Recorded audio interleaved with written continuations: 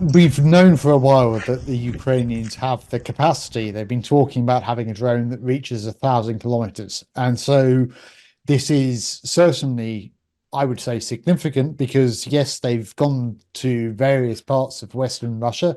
They've hit Moscow before, but they've never gone as far as Tartarstan, which is another 14 hours by train from Moscow. So it is a huge distance that they've managed to cover. And if they can target the oil refineries in Tartarstan and logically further back towards Ukraine, then it becomes that much harder for Russia because they have been hitting oil refineries. I think they've taken out 10% of Russia's oil capacity so far. If they can keep on doing that, then Russia is going to have to move its oil refineries even further east, which becomes much harder for its war effort. So it is certainly significant, I would say.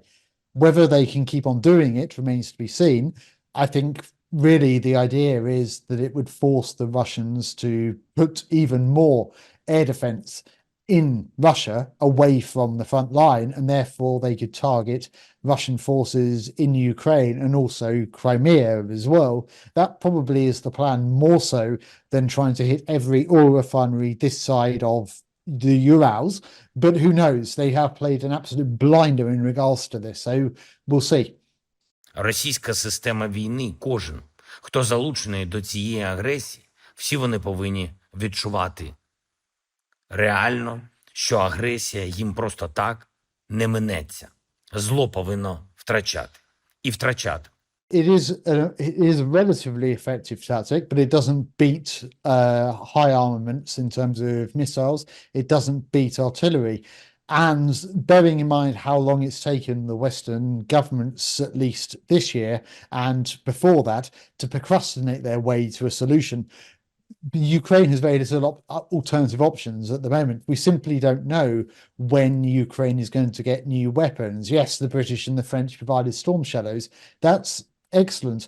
But Ukraine is running out. We're still waiting on Olaf Scholz in Germany to start talking about Taurus missiles, and the Americans haven't provided HIMARS. So the Ukrainians are having to use what they have, and that is not a viable alternative in terms of heavy artillery, in terms of missiles. Ukraine is at a critical effort. I think Russia in this week has taken 400 square kilometers. It's the most it's taken this year, probably even last year. Who knows? They are building up, I think, towards an offensive in the summer because when the mud stops in Ukraine, they will move their tanks. And we saw the biggest tank deployment only yesterday. The Ukrainians thankfully managed to wipe out, I think, half of them. So it is certainly certainly okay. Yes, the Americans talk a good game, but they haven't provided Ukraine with the weapons it needs. They're still procrastinating in terms of the $61 billion because the Republican Party seems in fools with Vladimir Putin. And other Western governments also have not provided anywhere near the sufficient amounts that they should have done. Germany is the obvious culprit and always gets blamed, but other countries like France have simply not kept up either. There's an awful lot of the soldiers' families having to buy their own weaponry and other equipment as well. They're talking about having two new armies. Sergei Shoigu, as soon as Putin was re-elected in his farcical election process, talks about having two new armies. That's about 300,000 soldiers. 150,000 are going to be conscripted as well. So yes, Putin is in this for the long haul, and Ukraine is existential to a great extent for him. He has to win this war because he's put Russia in a difficult situation. And this is also one of the reasons why the West needs to support Ukraine, because if Ukraine can fight Russia to a standstill, what will Putin be able to say to his people? That he's killed who knows how many Russian men, how many young Russian men have died in this war, or been maimed or injured or following PTSD, what have you. It's going to be tragic. And if Ukraine can be given the weapons to at the very least fight Putin to a standstill, and as Zelensky said to CNN, if they can go back to the borders of 2022, then what can Putin show for this?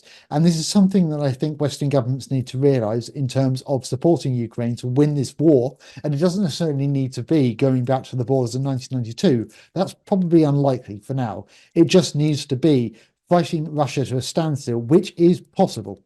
we hear from the Kremlin that it's basically piracy, that they stand to lose $300 billion, which is half of their welfare fund because Putin decided to put it in Western banks for whatever reason. But so I think that naturally he will be upset by this, especially if Russian money or the interest of Russian loan money is going towards the Ukrainian war effort. Then naturally he will feel upset. And the ICC as well, there is always that possibility that Putin will have to choose where he visits very carefully.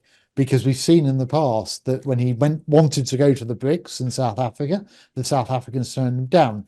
Lula in Brazil has said he wouldn't be arrested, and then 5 minutes later he said, actually, sorry, he would if he went to Brazil. So Putin is going to have to choose where he visits very carefully, and I think this is always going to be a way for him as well.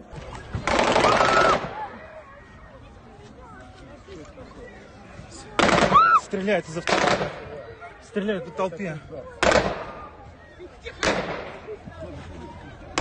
Какие-то люди стреляют. Пока есть.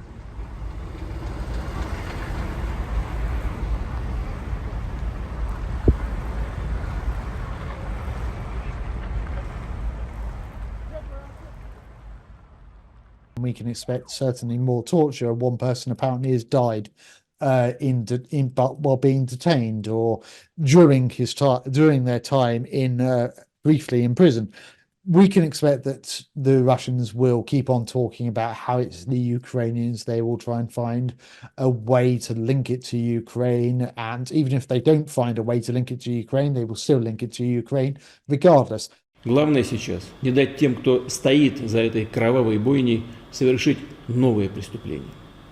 Что касается расследования этого преступления и результатов оперативно-розыскных действий, то в настоящее время можно сказать следующее.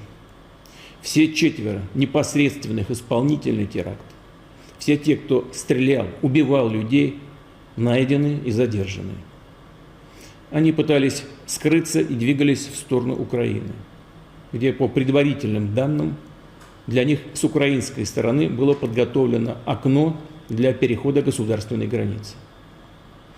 Всего задержано 11 человек.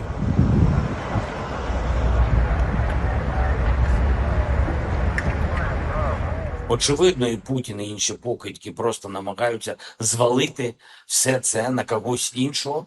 У них завжди однакові методи, це вже було, і підірвані будинки були, і розстріли, і вибухи, і завжди вони звинувачують інших. So we can expect that eventually they will make an announcement that Ukraine is obviously the main perpetrator behind the Crocus City Hall, that it was led by the SBU, it was led by Bogdanov, it was led by whoever it is that they want to find. Possibly the Azov battalion may reappear again, who knows.